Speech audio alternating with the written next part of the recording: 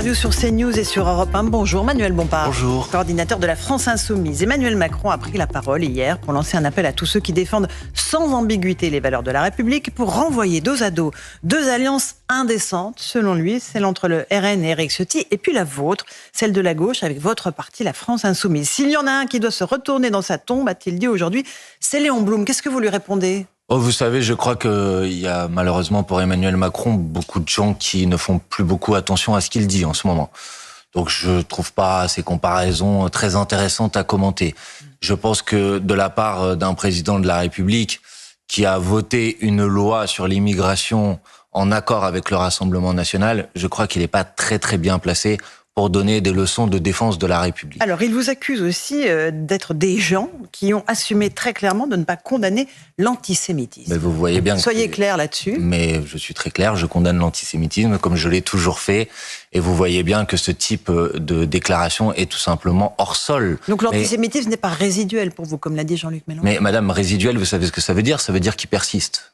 Non, donc, si résiduel. C'était un résidu, que c'était tout. Non, madame, résiduel, ça veut dire qu'il persiste. Vous pourrez prendre le Larousse si vous voulez, mais je propose qu'on commence pas l'interview. Non, mais je vous pose alors des que questions nous avons. sur Emmanuel Macron, vous me posez voilà. les questions que vous voulez, mais alors Absolument. que nous avons dans 3 semaines des élections législatives et qu'il y a une grande question qui va être posée au pays, qui est de savoir si vous voulez demain que ce pays soit gouverné par l'extrême droite ou par le nouveau Front populaire que nous sommes en train de constituer. Mais il y a beaucoup de questions sur l'antisémitisme et vos alliés de gauche aussi y reviennent. Mais je vous ai répondu très clairement sur ce sujet. On va continuer à revenir. Éric Ciotti, lui aussi, disait ce qui m'a décidé à faire une alliance avec le Rassemblement national, c'est cette alliance de l'extrême gauche. Elle a une complaisance avec l'antisémitisme. Elle introduit les drapeaux palestiniens à l'Assemblée. Mais madame, d'abord je crois qu'Éric Ciotti devrait commencer à s'occuper de ses propres problèmes qui m'ont l'air assez importants plutôt que de venir commencer à donner des leçons à d'autres. Quant à l'infamie qui consiste à dire que c'est en raison de la question de l'antisémitisme que monsieur Ciotti va s'allier avec un parti,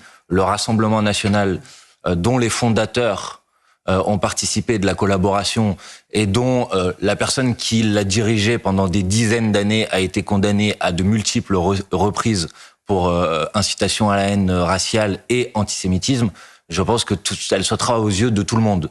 Donc, vous parlez de qui précisément ? Je parle de Jean-Marie Le Pen, madame, qui a dirigé le Rassemblement national. Le Front National à l'époque. Le Front National et qui a été condamné à plusieurs reprises pour antisémitisme. Donc, je ne crois pas qu'on ne puisse se permettre d'essayer de donner des leçons d'antisémitisme quand précisément on vient d'annoncer qu'on allait faire alliance, qui est une rupture totale dans la tradition de la droite française avec le Rassemblement national. Et enfin, madame, excusez-moi de vous le dire, mais oui, en France, on peut brandir le drapeau palestinien en solidarité avec les populations de Gaza qui même dans l'Assemblée nationale, qui sont massacrées, où c'est interdit par le règlement, qui sont massacrées aujourd'hui, même au sein de l'Assemblée nationale, Manuel Bompard, qui subissent un risque d'extermination. C'est encore une commission de l'ONU qui le disait hier.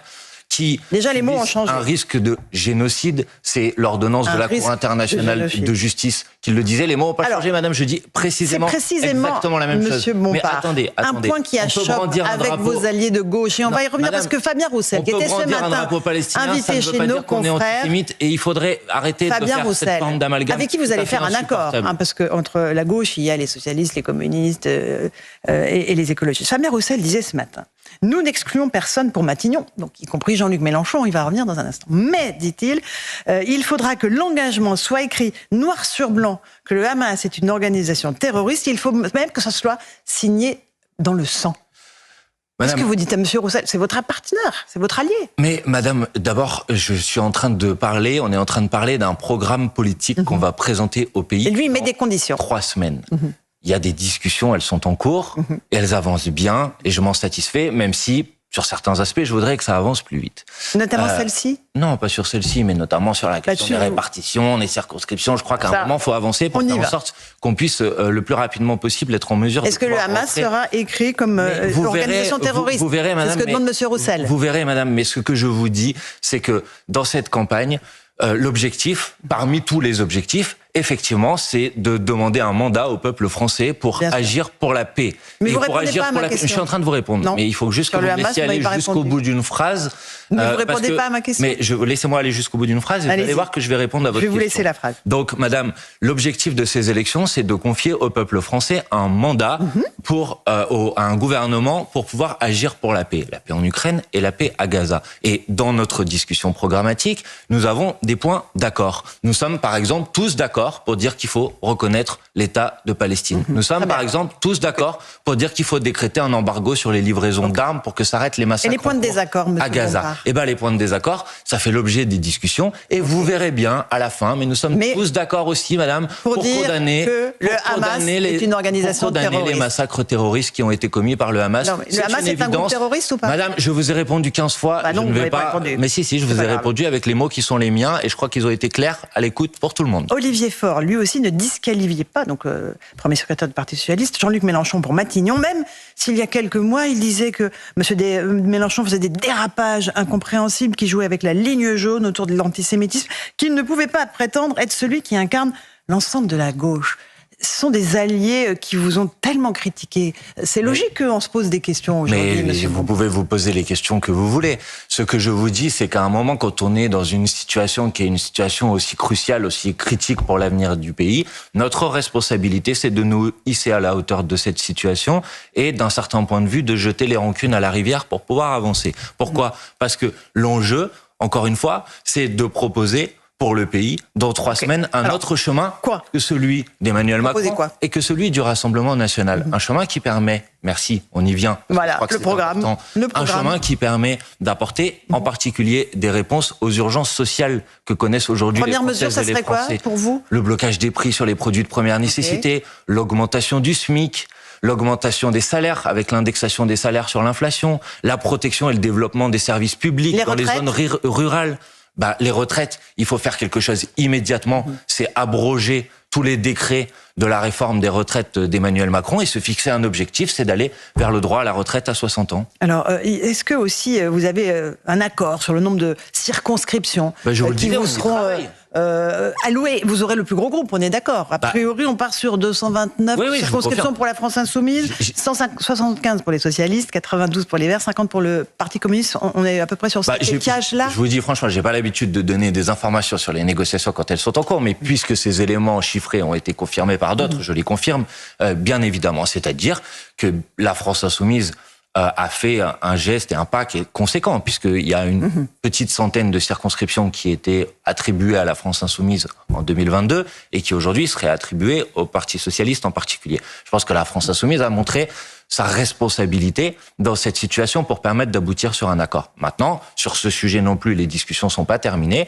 et je crois qu'il faut que, puisque la France Insoumise a fait sa part du chemin, il faut que les autres fassent aussi leur part du chemin pour qu'on puisse aboutir dans les toutes prochaines heures. C'est prochaines heures parce que là, il va falloir quand même déposer les candidatures et les listes. Moi, je souhaite que ce matin, ou début d'après-midi, le plus rapidement possible, en tout cas, on puisse annoncer la conclusion de cet accord. Moi, je suis député sortant sur une circonscription.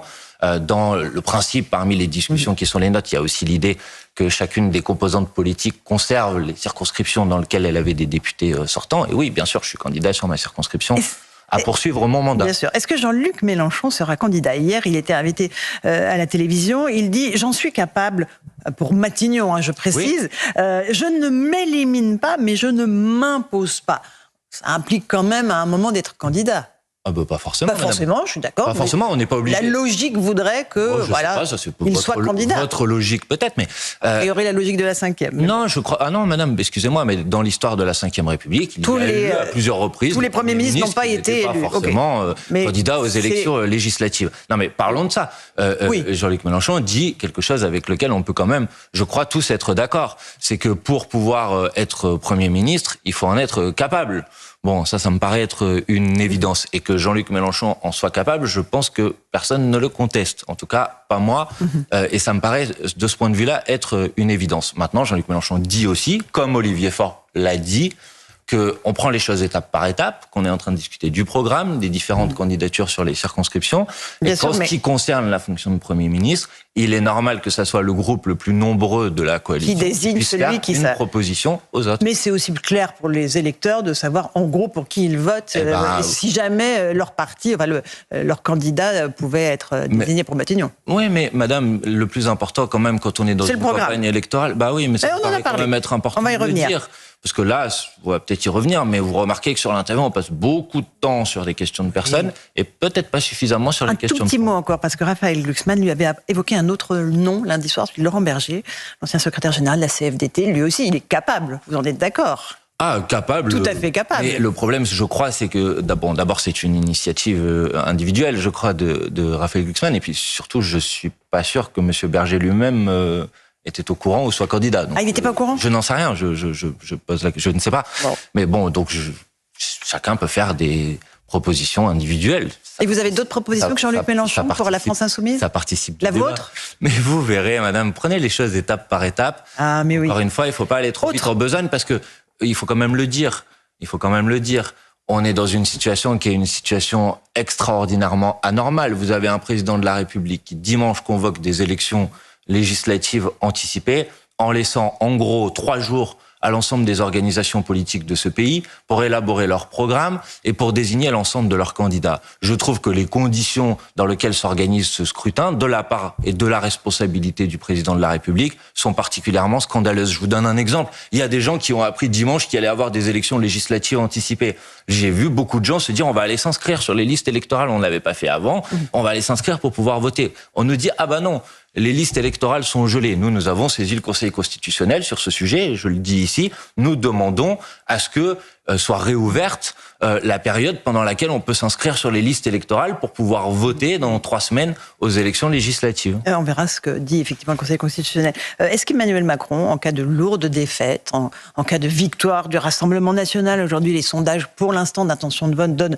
ce scénario-là, devrait démissionner selon vous, Manuel Bompard ? Ah bah en cas de lourde défaite, il sera encore plus fragilisé qu'il l'est aujourd'hui. Maintenant, vous savez, j'ai pas l'habitude de dire à Emmanuel Macron ce qu'il doit faire pour une raison simple, c'est que j'ai l'impression qu'il décide tout seul. Donc je vais pas, j'observe juste qu'il avait dit avant les élections européennes que s'il était lourdement sanctionné, il n'y aurait pas de dissolution. Et qu'il y en a une. Donc quand il dit aujourd'hui que s'il était lourdement sanctionné aux élections législatives, il ne démissionnerait pas, je crois qu'il ne faut pas le croire. Dans les points de dissension quand même entre vous et les socialistes, il y a la question de l'Ukraine, l'aide à apporter à l'Ukraine. Emmanuel Macron dit d'ailleurs les uns veulent aider l'Ukraine, les autres la Russie. Je ne sais pas qui vise dans les deux. Mais est-ce que, encore une fois, vous êtes d'accord sur le fait, par exemple, M. Glucksmann disait il faut que la France passe en économie de guerre. Qu'est-ce que vous dites vous, à la France insoumise ? Je dis, comme nous l'avons dit, et je ne suis pas le seul, d'autres formations politiques qui vont participer de ce nouveau Front populaire disent la même chose, c'est qu'il faut bien évidemment aider la population, le peuple ukrainien à se défendre. Ça, c'est une évidence. Jusqu'où ? Jusqu'où se défendre, c'est-à-dire que il faut aller dans des livraisons d'armes qui leur permettent de se défendre. Il faut les aider économiquement si nécessaire pour qu'ils puissent se défendre et que la responsabilité de la France, c'est. Mais il y a des lignes rouges à pas franchir, Manuel Bompard ? Oui, bien sûr qu'il y a des lignes rouges. Par exemple, quand le président, des instructeurs. Par exemple, quand le président de la République a évoqué cette folie qu'est la présence de troupes au sol en Ukraine, ça c'est une ligne rouge, bien évidemment. Et puis ensuite, je dis que la solution ne sera pas une solution militaire et donc qu'il faut aussi faire avancer la voie diplomatique. Voilà, donc sur ces sujets-là aussi, je crois que... C'est en cela qu'il dit que vous voulez aider la Russie, vous pensez, Emmanuel Macron ? Mais justement, j'allais quand même vous dire, mais c'est quand même stupéfiant, vous m'avez posé, c'est pas un reproche que je vous fais, plusieurs questions sur la base des déclarations d'Emmanuel Macron. À chaque fois, les déclarations d'Emmanuel Macron ne correspondent tout simplement pas à la réalité. Je veux dire, quelle est la seule liste aux élections européennes qui a donné la parole dans ses meetings à des opposants russes à Vladimir Poutine ? C'est celle qui était conduite par Manon Aubry. Donc, je veux dire, je peux moi aussi dire que M. Macron est un allié de la Corée du Nord. C'est pas pour ça que ça en fait une vérité, et c'est sans doute pas pour ça que vous allez lui poser la question demain de savoir si c'est vrai ou pas. Un dernier mot, en cas de victoire du Rassemblement national le 7 juillet, la nomination de Jordan Bardella, est-ce que vous reconnaîtrez ce Premier ministre et est-ce que vous reconnaîtrez Jordan Bardella Premier ministre, ou est-ce que vous rentrerez en rébellion ? Est-ce que vous acceptez l'idée qu'au début d'une bataille... Il y a un autre scénario. Est-ce que vous acceptez l'idée qu'au début d'une bataille, je m'engage et nous engageons Bien pour sûr. Essayer de la gagner ? Donc voilà ce que je dis aux gens. Si vous voulez pas qu'il y ait Jordan Bardella Premier ministre, il faut se mobiliser massivement. Il faut rejoindre les comités de notre nouveau Front populaire qui se constitue partout en France. Il faut se déplacer, il faut se mobiliser, il faut aller voter aux élections législatives. Et alors, Jordan Bardella ne sera pas Premier ministre. L'abstention, c'est votre pire ennemi ? Ah ben comme toujours, la résignation, l'abstention sont nos principaux adversaires, bien évidemment. Et on a fait une grande campagne au moment des élections européennes pour ramener dans le champ politique des gens qui, pour plein de bonnes raisons, s'en étaient éloignés. Je pense à la jeunesse, je pense à les habitantes et les habitants des quartiers populaires. Je leur dis, vous pouvez compter sur nous. Nous continuerons à nous battre pour améliorer vos conditions de vie. Et donc, pour ça, mobilisez-vous, continuez à vous mobiliser, en particulier pour les élections législatives. Merci Manuel. Merci à vous. C'était votre grande interview.